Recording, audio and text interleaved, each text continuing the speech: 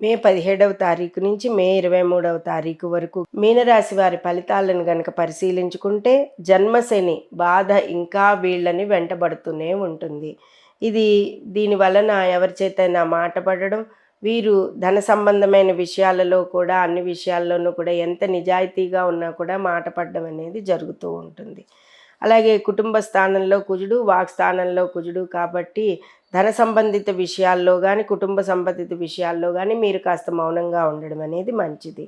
అలాగే తృతీయంలో రవిచంద్ర బుధులు, బంధుమిత్రులు, పరివారము అందరూ కూడా మీకు అనుకూలతగానే ఉంటారు. అర్ధాష్టమ గురుడితోటి అర్ధాష్టమ శుక్ర ప్రభావం కూడా మీకు పడుతున్నందున మీరు సొంత వాహనాలని నడపకుండా ఉండడం అనేది మంచిది. వాహనాలు కొనుగోలు చేస్తారు. గృహ నిర్మాణాలు అతి కష్టం మీద చేపడుతూ ఉంటారు.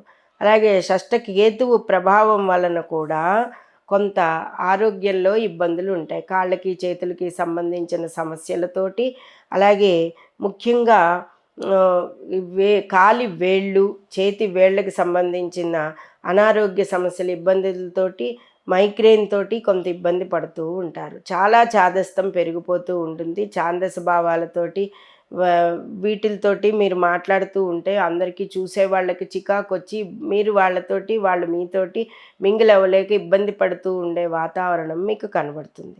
మొత్తం మీద పరిశీలించుకుంటే విద్యార్థులకు అనుకూలమైన కాలము.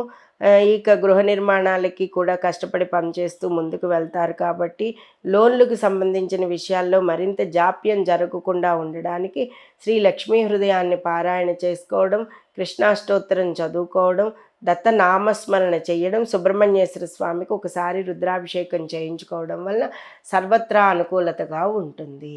ఇది మీనరాశి వారి ఫలితాలు. ఏ దేవాలయంలో అయినా సరే మీనరాశి వారు మేడి చెట్టు ఉంటే గనక ఆ మేడి చెట్టుకు ప్రదక్షిణాలు చెయ్యండి. దేవాలయ సందర్శనం చేసుకోగలరు.